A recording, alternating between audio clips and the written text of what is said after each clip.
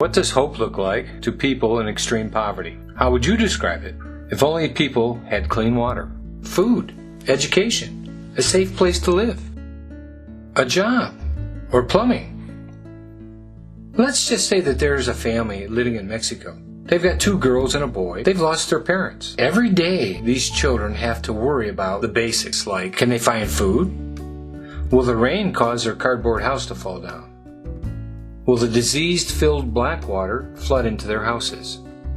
These are their biggest concerns, not education or opportunity. Even if there is a school nearby, the children might never go because they spend most of their time fending for their basic needs. In fact, in Mexico, the girls and the boys might even be sold into the sex trade. Desperate children do desperate things to stay alive. It's horrible, but true. But these 3 kids are likely to have the same kind of problems, if not worse, than their parents had. This is called the poverty cycle. That's why Tapestries of Life Ministries is intervening. We're attacking all of these problems at once. We're building a strong foundation on which these children can thrive. That's why we're building an entire community, literally fighting the cycle of corruption one child at a time. We're doing this in Guadalupe, Distrito Bravo, Chihuahua, a home built in the shape of a cross for 200 children. With private clean bathrooms, fresh drinking water, a memorial garden, 3 fresh, nutritious meals a day, a primary school, and a business and vocational training school, along with a nursery for 20 babies, a full sewer system, a worship center, a pool and sports fields, a playground. By doing this, we are giving these children a hand up instead of a handout. To break the poverty cycle, it gives hope to children as an alternative to crime, corruption, and the sex trade. We believe each child is a gem in God's eyes. The breakthrough to addressing poverty is when a child realizes how valued and loved they are. We are building them a home of love. To build lives, build opportunity, build a Christ-centered future. To break the cycle of corruption and give hope and compassion to a nation. My church, Abundant Living Faith Center, they don't have a clue, but for the last 2 years, they've donated all the lumber of their Easter project. They built 200 crosses and put them on display for the city so that everyone that drives by the church would see that the cross equals love. And then when Easter was over, they had all this lumber left over, and they didn't want to store it, so they donated it to me. And I'm like, really, God? I get crosses.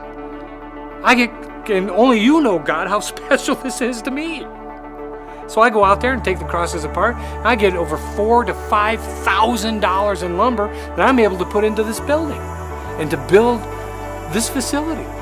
But what most of you don't know is when I took some of those crosses apart, there were prayers and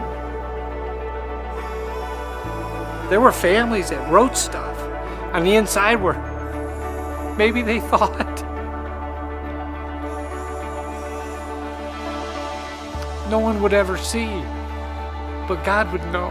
God would say, well, sorry to report,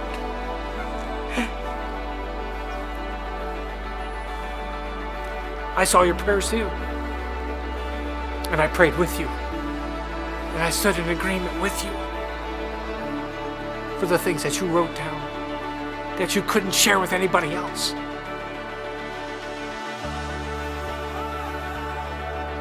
So it's an honor for me to have this representation of 200 crosses in our cafeteria and in our building for the glory of God. Sorry. These trusses here are 80 feet. They're called cathedral trusses.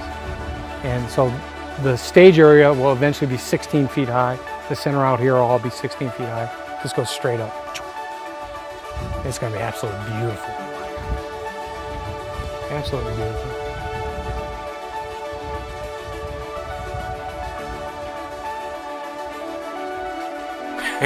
Remember when you were here 6 months ago, there was nothing here except for this small little block wall.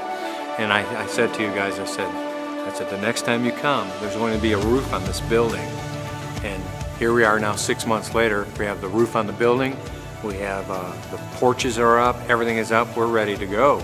I mean, we are ready to go. And it's so humbling and so amazing to sit back and watch God work. Here's a man that believed God, has $10 in his pocket, and God put up a huge roof on this building. It's beautiful. But again, I have no joy whatsoever in any of this until there are children in here and I can hear the clanging of dishes and forks and laughter and maybe even a food fight every now and then. I'm not sure. I know. But that's when I will be filled with joy. It's on that day. You know, we're not going to ever be able to feed one child here in this beautiful cafeteria without a cement patio here. This cement here goes all the way around this cafeteria and it seals in the retainer wall to the building. It's a vital part of what we're doing here. The whole front here is cement stairs so that the children have access to the cafeteria. The bill that we got for this, or the quote, is $15,000.